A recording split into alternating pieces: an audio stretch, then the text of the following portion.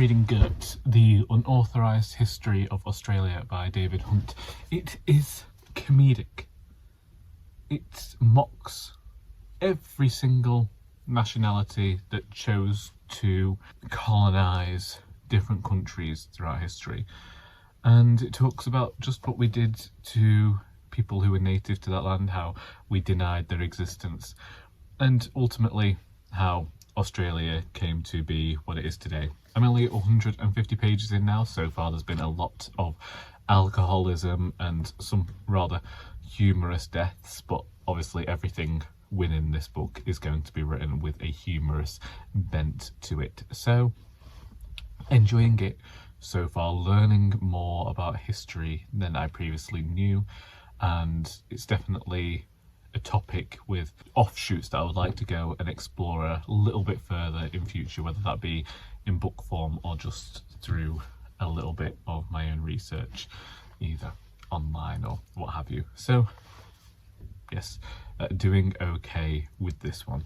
I hope to finish this today to try and hit my target of 10 books read in May. I think I'm at 6 or 7, which would mean that this would be 7 or 8.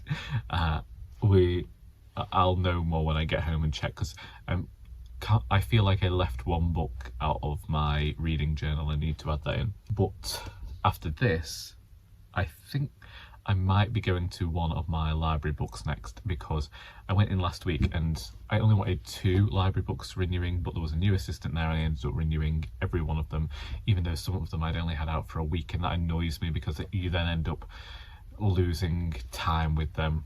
But whatever, I've already read one of those books. Maybe I'm just going to stick with non-fiction. We will see.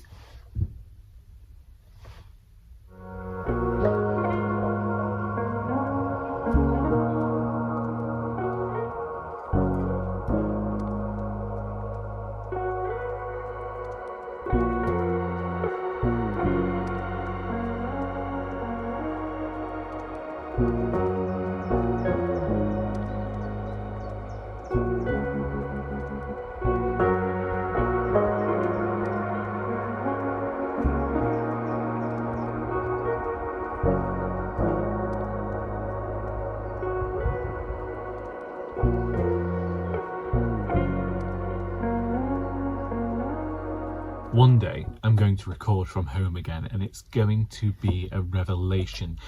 I realised last night that I've only put out 16 videos this year, with the aim of having another one out by the end of the week. And I found this particularly frustrating because last year I'd got the routine of 3 videos a week. Now, admittedly, towards the latter end of the year, things went awry, but it still disappoints me that I haven't got some sort of routine of at least 1 video a week. So I need to figure that out. I also need to figure out, you know, we all go through these things where we're like, what sort of content should we be putting out into the world? And yeah, I'm just having one of those days. Yesterday I finished reading Girt by David Hunt, which is the unauthorised history of Australia. I have since found out that there are 2 more books following on from this, which are all written in this almost, they're written in a satirical style, reminiscent of Bill Bryson. Indeed, the author says in the acknowledgements that he was inspired by Bill Bryson's work when it came to the writing of this. I will say that perhaps the remarks that this writer makes are a bit more on the personal insult comic level, but I still had a good time reading it, and it made the history of Australia somewhat more accessible, and might be a good introduction to Australian history if that is something that you wanted to learn about. Of course, then I would suggest going and reading some of the books that he lists as sources in the back. If I had a wish to learn more about Australia, then I'm sure that that's something that I would do. I got this book because it made me laugh when it was donated to the shop. I had no interest in the history of Australia, but I was intrigued to hear all of the history that was featured in this volume, and did go and look to see if my library had any more books by the author, because that's really the only way that I would read this author again. I think is it one and done? I don't know. maybe if I'm looking for a laugh, I'll go back to it. And today, to the shop, I brought 2 books with me because I'm conflicted. So last week from the library, my copy of Rural Hours by Harriet came in. After I read Lolly Willows by Sylvia Townsend Warner at the beginning of the month, I discovered this book existed, and this copy from the library hasn't been read before. Here we have a book that is following the lives of Virginia Woolf, Sylvia Townsend Warner and Rosamund Lemon, an author who I haven't come across before, and discusses how their writing changed when they moved to the countryside and how the countryside might have inspired writers in that time. At least that is what I got from the blurb. And I have read a grand total of 5 pages. But I put this aside because I became interested in The Secret History by Donna Tartt. I have become the basic white person. I think that every person wanting to be pretentious has read this. I have avoided this book for a long time.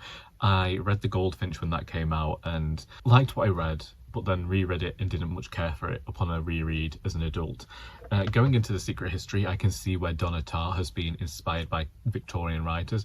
I know in an interview she said that she was inspired by Dickens, and personally I think that there's a lot in here that could be likened to Great Expectations. There is an element of the rags to riches story. This is seen as one of the cornerstones in dark academia, but is not the dark academia I think that is being published today that a lot of current readers, modern readers, are familiar with. I've read 118 pages of this, and for whatever reason this time around I found the voice compelling me to continue reading, but I don't know which of these books I want to read today, so I brought them both with me. Undoubtedly I'll probably read neither of them.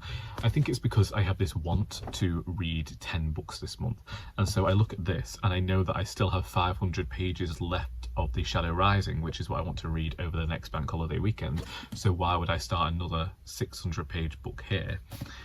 And I really am interested, especially after reading the non-fiction that I read earlier in the week. Now this isn't going to have any humour, but it might still compel me to read. So I'm a bit conflicted about where to go. I don't know. We'll see what I pick up whilst I'm drinking my coffee in a minute. A difficulty that I have with The Secret History though is this aspect of there is a lot of exposition, there's a lot of telling over showing, there's a lot of sentences that actually say nothing and are like they're trying too hard to be profound. Then I think, is this supposed to be reminiscent of these college students who do think very highly of themselves, who are blowing smoke up each other's arses? Is that what this is supposed to be related to? But then I think about Donna Tartt's other works, and I think about how pretentious I found them, and she does err on the side of pretension when it comes to her writing. I don't know. In the past I've disliked reading books about rich people doing rich people things. I think that this is very stylistic of the time as well, because for whatever reason I feel like the 90s had a lot of books coming out that were a lot about people in college, that were about people in schools. We'll see how I get on with this one. This is actually my sister's copy. I bought her for Christmas in 2023 and she only made it to chapter 2, and so I said, well, can I have it back? Because there was something in me that wanted to read it. I watched the TV show, I liked what I watched, I thought it seemed similar to The Secret History, so I thought that I would get this. But we will see how I get on. Which I choose, I don't know yet. Yesterday I started trying to reverse engineer a walk to try and see if I could find this loop that I've been hearing about for years, and I found the next part of it, which I knew I would, but then I thought the path was going to continue straight and it didn't, and I ended up in a farmer's field surrounded by electrical fences, and I was not taking any risks, so I just went back the way I'd come. But I'm determined to figure out the way this walk goes. I know where other people start it, so I might have to go maybe with my sister one time and just figure it out from there, but I am determined. Anyway, for now I'm going to drink coffee, check my emails and do a little bit of reading before I actually begin work, so I'll be seeing you.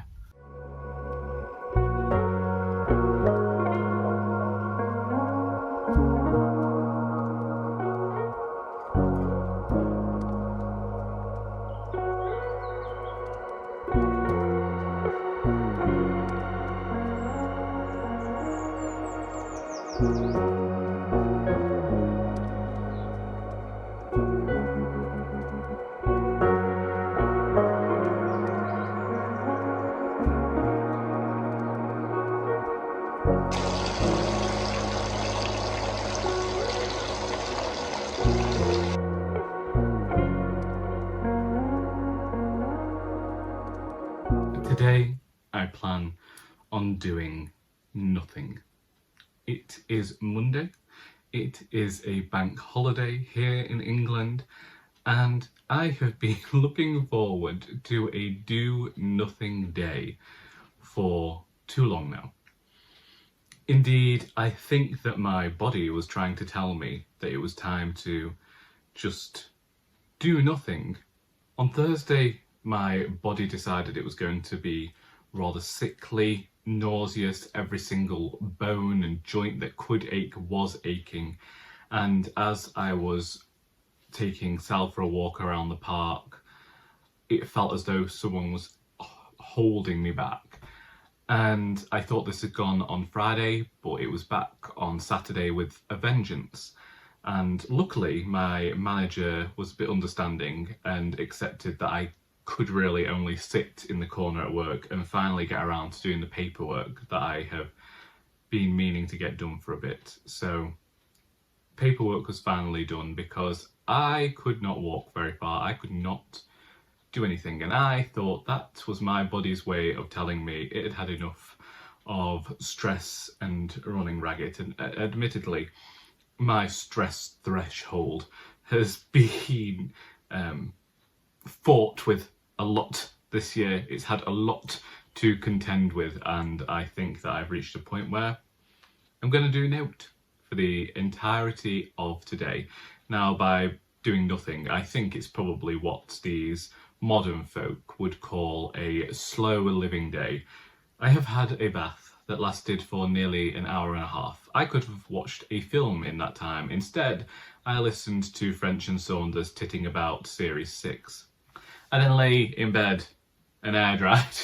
I have made myself a coffee in the mug that I have been drinking out of for about 14 years now.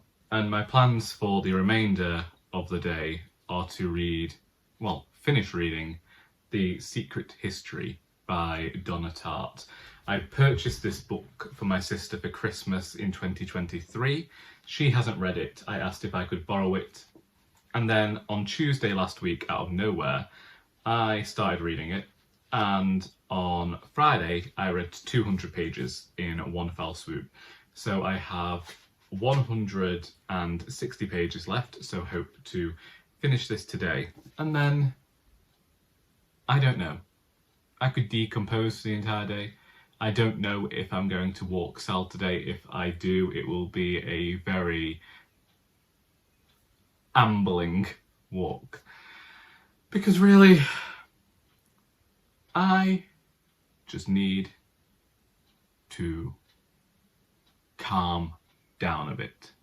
It was rather difficult to listen to the first episode of the podcast this morning because it was all about stress. I was like, I'm having this bath to avoid thinking about stress right now, thank you.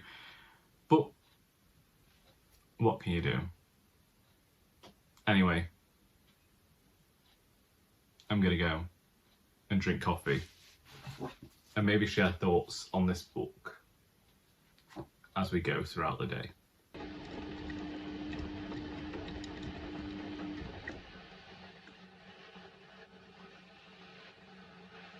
I have now finished reading The Secret History by Donna Tartt, and I will describe this quite simply as a glorious tragedy. I had issues sometimes with the prose, but it was more me wondering if I ought to have issues, because for the most part I found this a thoroughly compulsive read that I have rushed through to finish and not wanted to read anything else whilst reading, which makes me feel somewhat basic, but I think that that's okay as a reader. A lot of people have enjoyed this book over the 33 years that it's been around, and now I can add my 2 penneth worth about that. I think that it is stylistic of campus novels and movies that seem to popularise the 1990s and early 2000s. I think that we're continuing to see this as a popular theme of somebody from a somewhat impoverished background ending up surrounded by somewhat richer people, and this becomes the reader's conduit to explore the world. And I originally started reading this and purchased this for my sister because she was a fan of the TV show How to Get Away with Murder, and I think that that was heavily inspired by this book, or books and pieces of media of this ilk.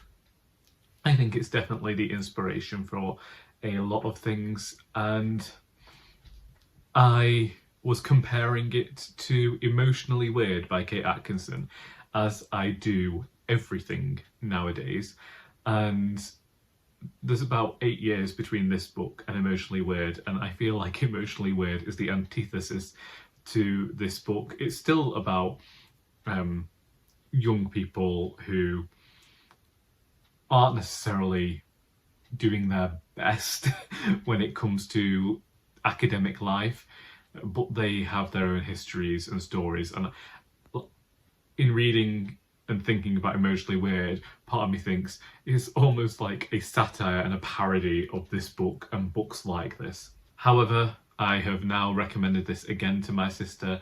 Will she read it? I don't know. I sometimes felt as though the prose was being a bit grandiloquent.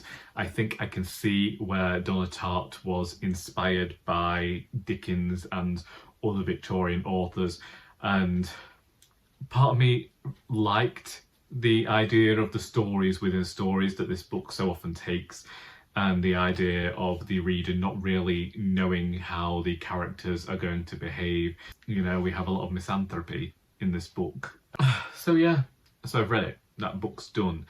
I don't know what I'm going to move on to next. Part of me wondered about trying to finish the Robert Jordan that I started on a previous bank holiday and seeing if I could get through that. I am glad that it started raining because it feels like I have an excuse not to leave the house and I don't need to feel guilty about choosing not to leave today. I very much feel like I just need this time to almost hide away at home and reacclimatise. This is a strange one. I suppose like other people would call this slow living or being somewhat more mindful about how they go through a day. I don't know. But hey, it's a day of comfortable clothes and reading books and just relaxing. I feel like at the moment in the world we take great pains to guilt trip anybody who takes time to relax, and there's this constant thing where we want everybody to be on the go all of the time, and we're constantly assessing the output of other people and what other people contribute and the meaning of other people, and it's almost as though if you aren't part of this then you're rejected. And so nowadays I feel like there's a lot of guilt around just taking moments to relax and taking moments to not necessarily think, and it is decidedly tough at times to choose to make that decision and be like, actually I'm not going to think about the world today. I am going to take the time to be selfish and just, and that's also another thing, like why did it become selfish to want to just rest and take some time? I don't know. But I'm going to find something more to read, and I am going to have another cup of tea.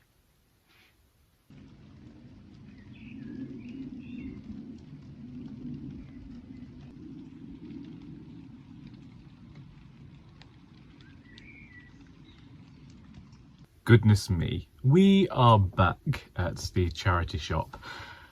Yesterday, I did not leave the house again. I considered it. And then Sal and I went and we looked at the rain continuing to pour down and considered having our Hilary Duff coming clean moment.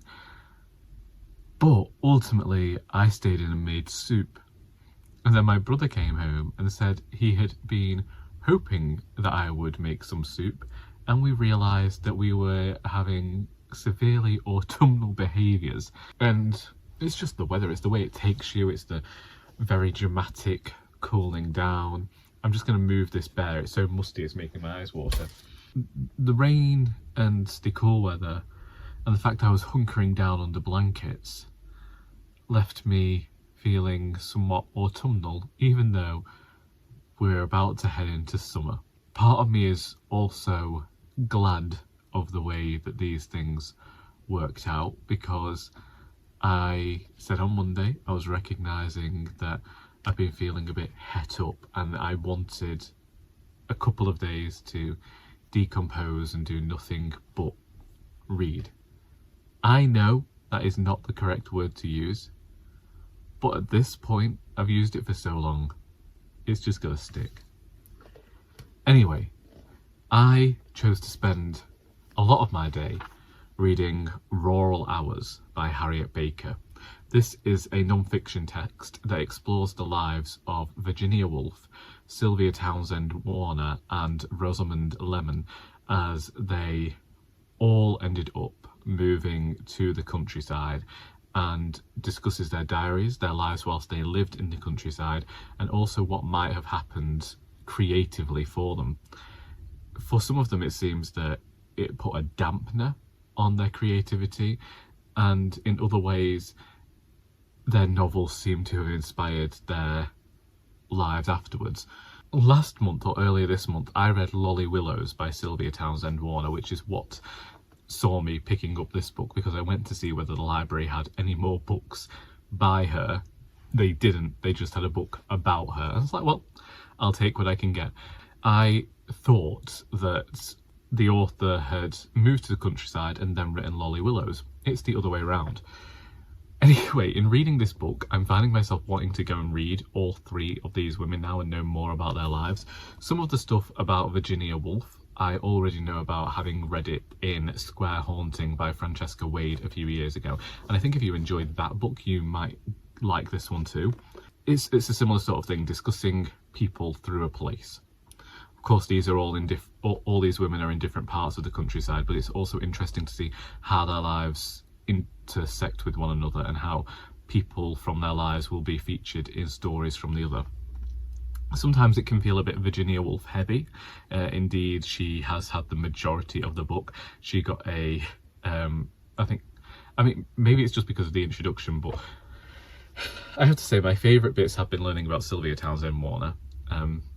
And I'm wondering whether she might be the next one of these authors that I read the entirety of their works, because the more I read about her, the more I want to know who she was creatively. And it also makes me wonder whether one day I might return to Virginia Woolf. Though a lot of times I wonder about going back to Virginia Woolf. We will see. Anyway, very much enjoying this and hoping to finish this today. And then I don't know where I'm going to go. I have a Countryside Companion from 2003 that after reading this I keep wondering, do I go and pick that up? It's full of nature writing and a few poems, and it's an anthology really, but it's done incredibly well. I think I might be going there.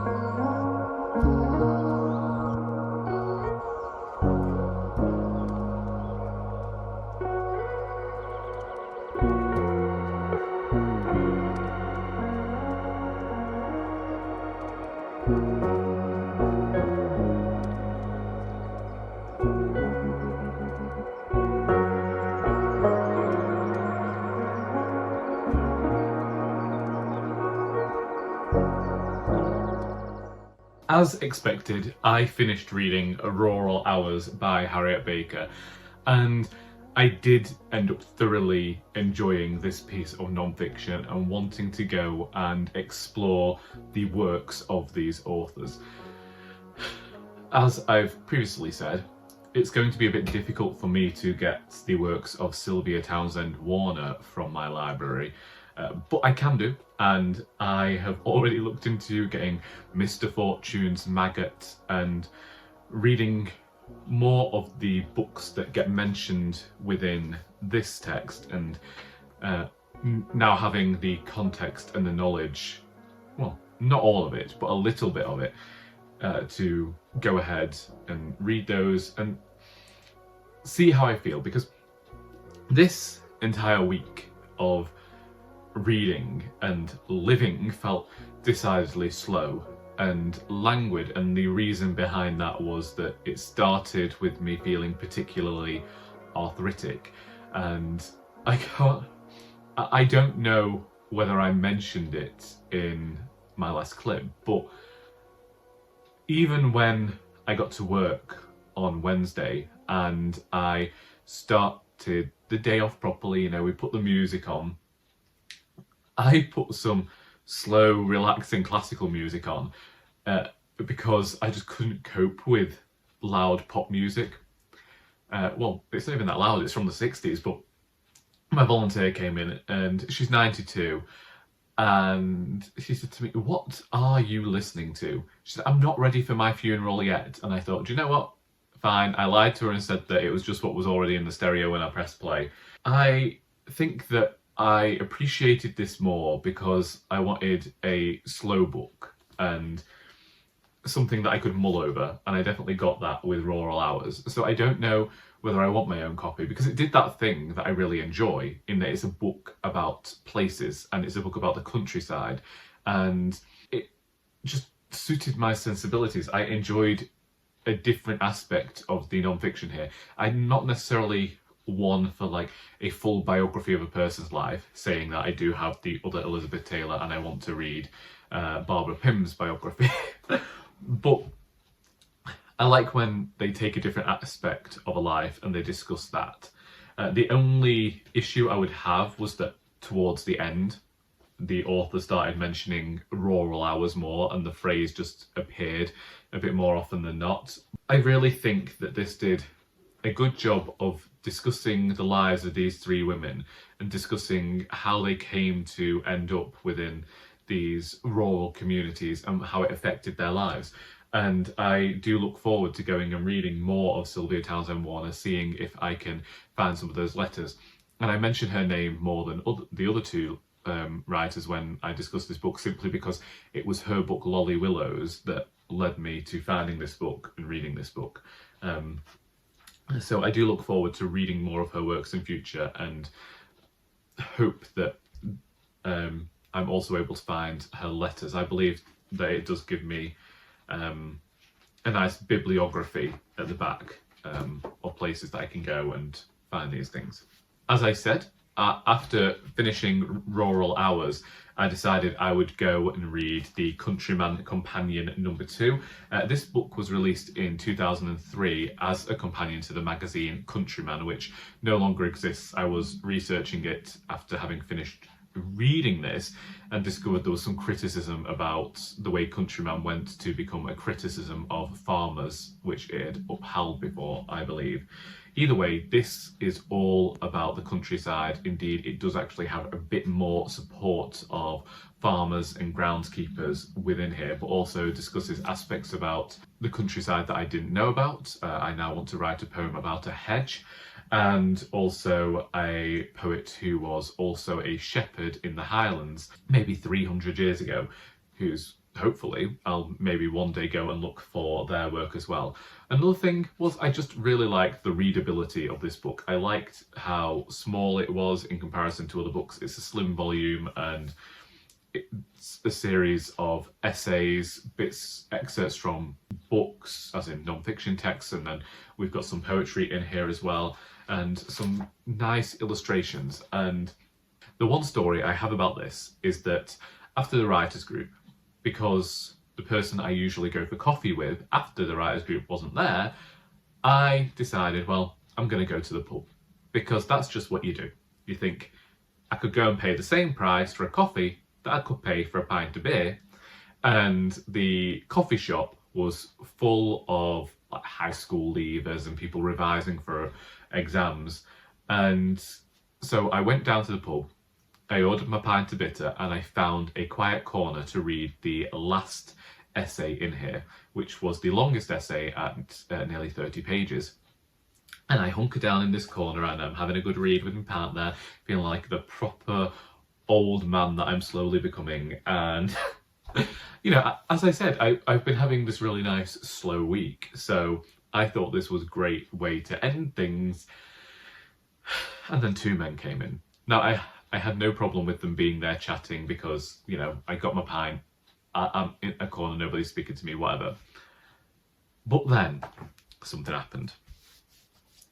At first, they start talking about black pudding. And no, I'm not getting offended as a vegetarian. I've eaten black pudding before. I'm not somebody who's never eaten meat in their life. So they're talking about black pudding and now, well, you know, I can't be bothered just saying that I don't want a full English anymore and asking them to take bits off and substitute it with something else. So I just have the black pudding and the baked beans and I eat that first, even though I don't like it, just because I don't want to bother them into changing it. And his mate says to him, well, what do you want? Well, really, I just want some bacon, some sausage and some egg. And he goes, well, why don't you order that then? And he goes, well, I want to make a sandwich. He said, well, order bread with it then. And I thought, there you go, nice, humorous. Here we go, they're just having a little conversation between mates. Oh my goodness, if these weren't... I don't even know how it happened. I don't know how it happened. One of them, who's been advising his mate to get some bread with his breakfast so he could make a sandwich, just looks at something on his phone and suddenly starts talking about far-right politics. And I got stuck in the same room just trying to read my nice little Countryman Companion as two far-right voters. I was like, I just wanted a quiet drink. And they started having a go at university graduates. You don't want any more university graduates in politics. You don't want that. You want people who have been out in the world and lived a bit. I'm like, I'm not a university graduate and I've also lived a bit, you know. They're not like mutually exclusive things. You can have people who've lived. What they mean is they want their type of person there. They want to impose very 1950s values back on the world because that is when they were children and because that is, they have a rose-tinted view of their own childhood.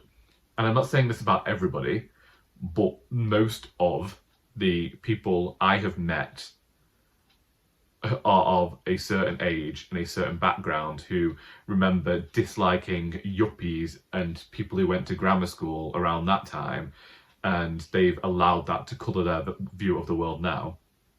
And because of a certain type of not trauma, but we went through quite a tumultuous time and they're seeing prices rise and everything, they believe that the tumult is due to one thing, and what they want is to return to the very staid and nostalgic idea of what they have of the world because they feel safe in their nostalgia. Anyway, my mother rang me and said she was in the car, and originally I was going to invite her in. And I was like, oh Lord, a 32-year-old man, nearly 33, really being glad that his mother's come to save him. Maybe I'm the type of university graduate that they don't want. I'm in charge of nothing. I'm barely in charge of a charity shop when I'm there. Anyway, I hot-footed it out of there and I went home, and I have really got into the TV show Seaside Hotel. Currently, if you're in the UK, it's available on Channel 4 streaming service. I believe it might be on PBS in America. I can't be sure about that, but it is a subtitled show. I can now not remember where it originated, but it's just a nice, relaxing, low-stakes drama. that I can contend with. And suiting me well at the moment because we're currently still trying to live this nice, slow, relaxed, cozy, calm life, which is probably my way of coping with tumult in the world. Well, actually, I've got enough tumult going on in my own life at the moment without considering the rest of the world, which is a very selfish view, but that is who I am. Anyway, that was me.